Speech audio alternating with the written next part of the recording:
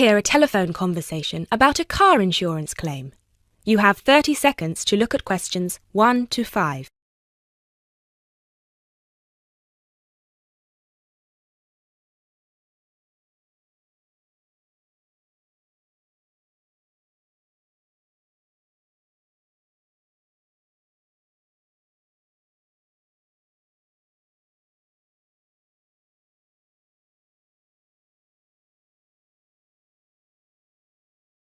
Good afternoon. Auto Insurance. This is Janet speaking. How may I help you? Yes, hello. I would like to make a claim on my car insurance, please. Certainly, sir. First of all, I'd like to inform you that all of our calls are recorded for monitoring and training purposes. Is that okay? That's okay. Could you please tell me your full name? Sure, it's Mr. Bennett Fisher. Okay, sorry, how do you spell your surname? It's spelled Fischer. Great, thank you. I see that you have taken out a third-party fire and theft premium with us on a 2013 light blue Volkswagen Passat. Is that okay? Yes, well, almost. The colour is not light blue, it's light green. Okay, thank you for updating your information with us. What is the nature of your claim with us today? Last weekend, I had driven up to York on business and left my car in a monitored car park. However, it was only monitored until 8 p.m, and I did not return to collect it until 9:30 p.m, after which no car park staff were present. When I arrived at the car park, my car wasn't there. It must have been stolen. I see. Were there any valuable items left in your car which could have been seen from outside? Well, I had recently bought quite an expensive radio for my car, but the front panel is detachable, and I always stow it in my glove compartment. So, no, there wouldn't have been anything valuable on display. Okay, Mr. Fisher, thank you for that information. I'm going to send you some forms through the mail for you to fill in. Before I can do that, I need to ask you a couple more questions. Is that okay? Of course. You now have 30 seconds to look at questions 6 to 10.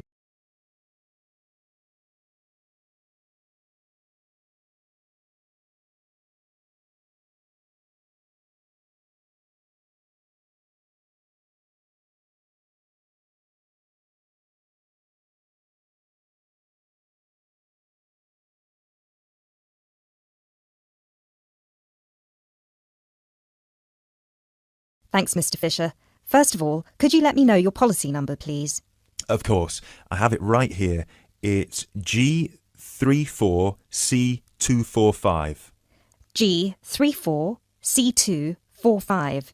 Thanks. And the type of claim? Shall we say stolen car? Yes, the car was definitely stolen.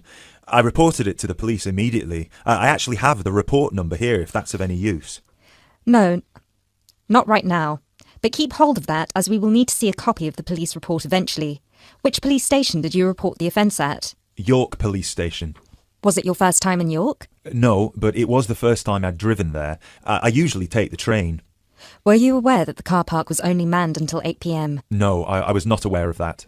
Were there any signs put up on the premises that informed car owners of the risks of leaving their cars after normal operating hours? Yes, but they said the car park was going to be guarded until 10 p.m, at which point the entrance is barred so no cars can come in or out. Was any reason given for that sudden change? The police informed me that the staff on duty that night had left on an urgent call. I believe it was something about a family member being admitted to hospital. Were there any personal items left in your car? Yes, first of all, there was the car radio I mentioned before. Oh yes, of course. Anything else? Just some CDs and an old jacket. Right. Thank you, Mr. Fisher. I have everything I need for now, and will send these forms out to you shortly. When you get them, please fill them out with as much information as you can, and where possible, include copies of any relevant documents to support your claim, such as police reports and registration details. Once you have returned that to us, we can then start to assess whether you will be eligible to receive compensation. Do you have any further questions for me today? No, that's all. Thanks for your help.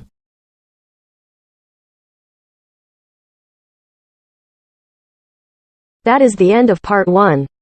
You now have half a minute to check your answers.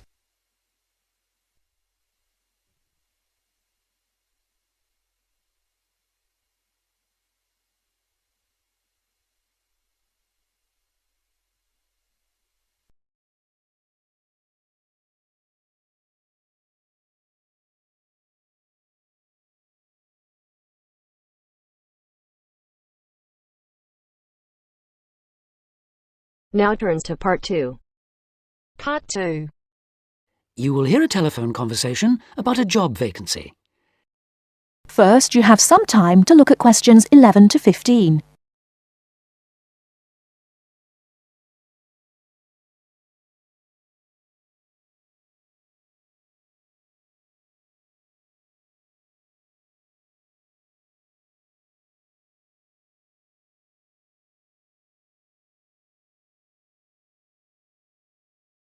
Now, listen carefully and answer questions 11 to 15.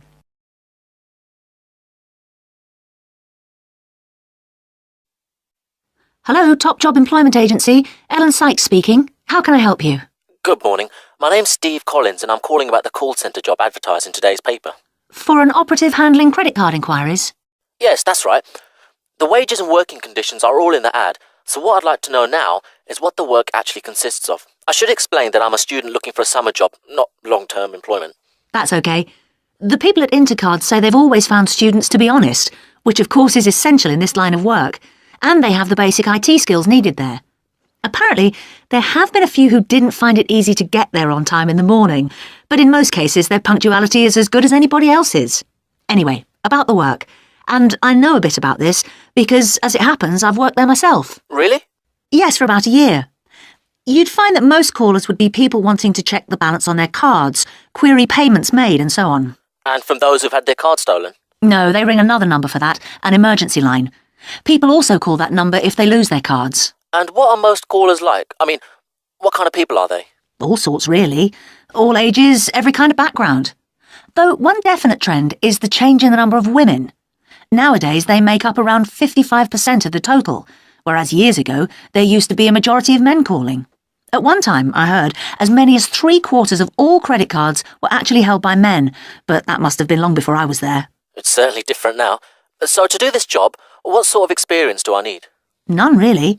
Have you got a credit card yourself? Yes, I have. Then you probably know quite a bit about them already. And as a student, you're obviously intelligent, which of course you need to be for the job. So after a day or so working with an experienced operative, I'm sure you'll have picked up enough to deal with routine inquiries, which of course most of them are. But there are bound to be questions I can't deal with, at least at first. What happens then? In that case, you can ask a supervisor. They're very helpful to new staff. I think I like the sound of this. What do I do next?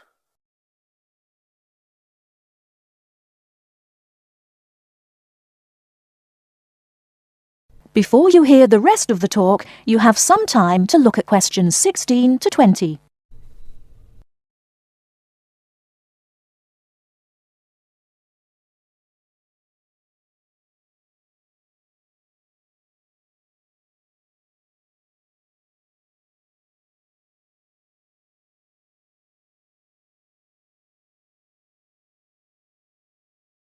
Now listen and answer questions 16 to 20. Can you get over there for 9:45 on Monday morning for an interview? Definitely, yes. Whereabouts are they? In Riverside Business Park. Do you know it? Yes, I've been there once. How do you usually travel? By bus. Right.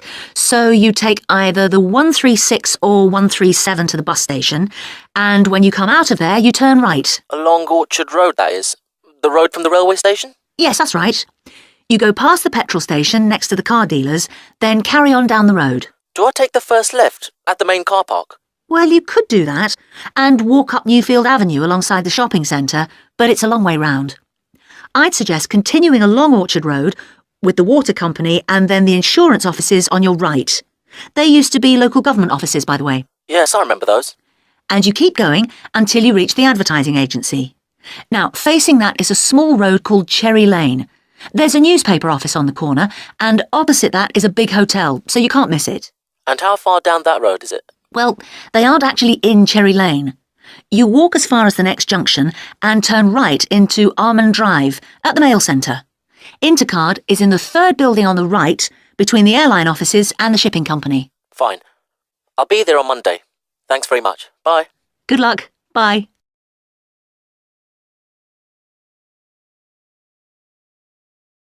That is the end of Part 2.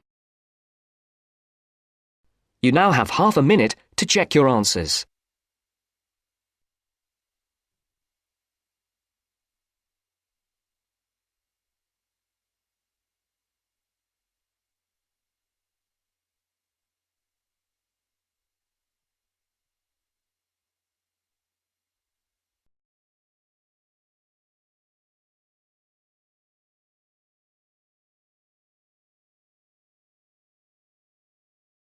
Now turns to Part 3.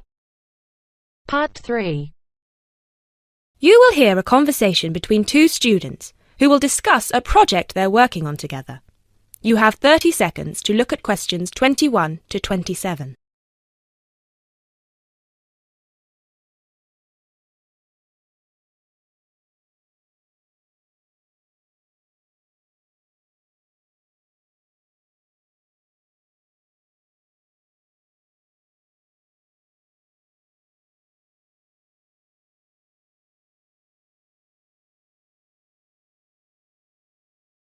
Hey Jess, glad you could make it. We've got a lot to discuss. Hi, Matt. Yes, sorry I'm a bit late. I did bring all my notes with me. Yes, me too. Where shall we start? Well, I think it would be a good idea to clarify our objectives just one more time. Yes, good idea. Okay, here we are. We need to record, photograph, and identify the plant species in 10 1 square meter plots.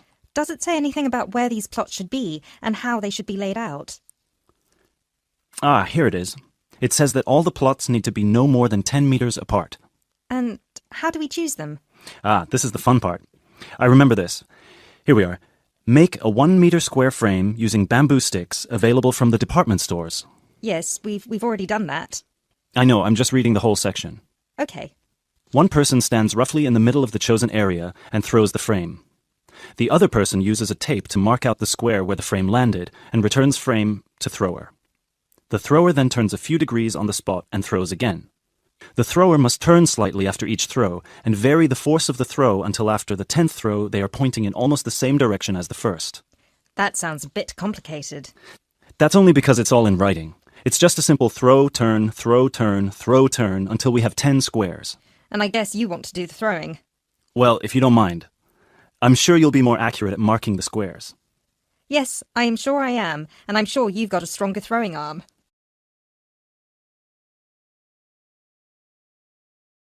You now have 30 seconds to look at questions 28 to 30.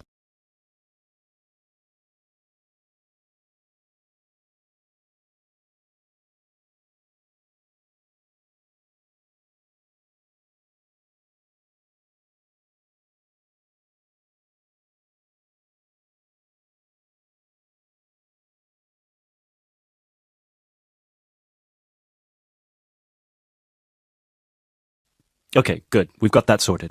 Now we need to decide where to go. Yes, I've been thinking about that and I've brought the map. Ah, well done. I forgot mine. Now, I've identified 3 possible locations, but they've all got some disadvantages.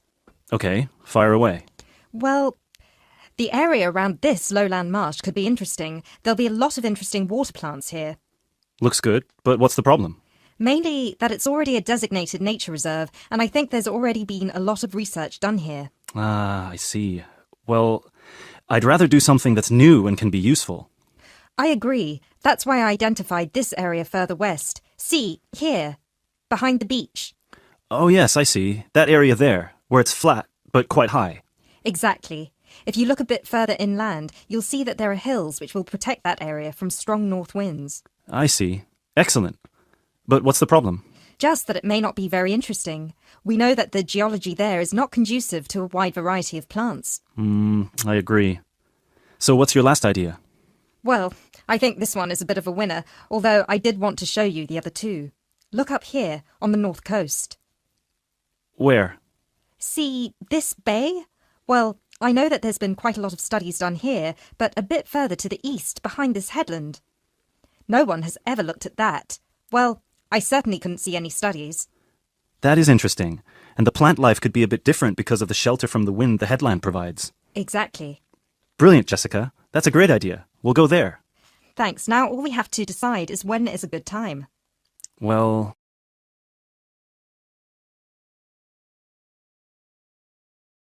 That is the end of Part 3. You now have half a minute to check your answers.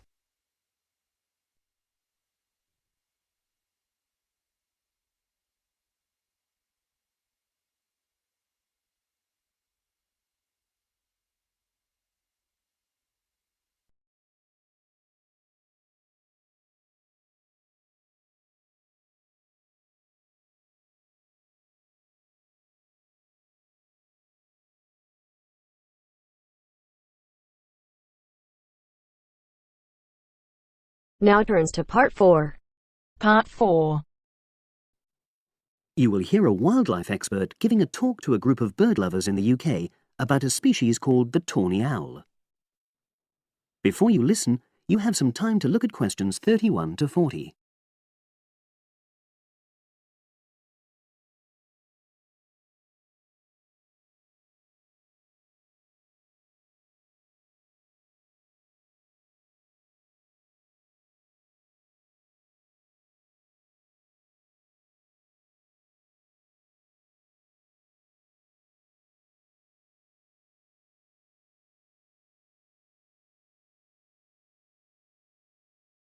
Now listen and answer questions 31 to 40.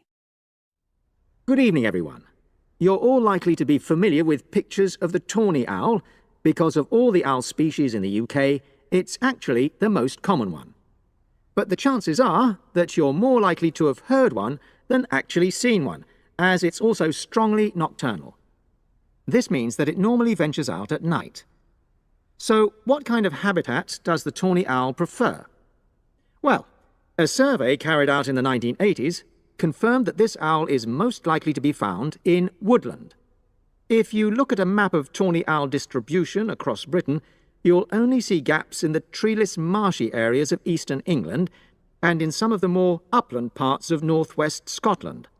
However, you can sometimes find populations of tawny owls in urban areas too, either in parks or in large gardens. The tawny owl shows some obvious adaptations to its natural habitat. For example, both its wings and its tail are short, which helps it to maneuver through the trees. Also, the bird's plumage is a mixture of brown and grey, and this provides suitable camouflage for when the owl perches up against a tree trunk. Then there are its large eyes. The tawny owl's visual capacities are considerably better than those of humans, and although it can't see in complete darkness, it's sufficiently well equipped to be able to navigate its way around woodland on all but the most overcast nights. Another factor that contributes to the tawny owl's success as a hunter is its excellent memory of the layout of different areas.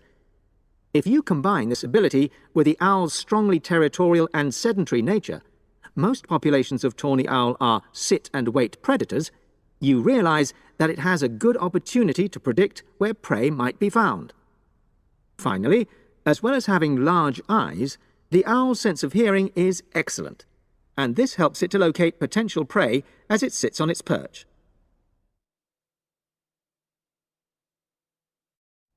Turning now to the tawny owl's diet. Woodland tawny owls feed mainly on mammals, especially small ones, such as wood mice and bank voles. But they'll also take things like frogs or bats, or even fish, if they happen to be available.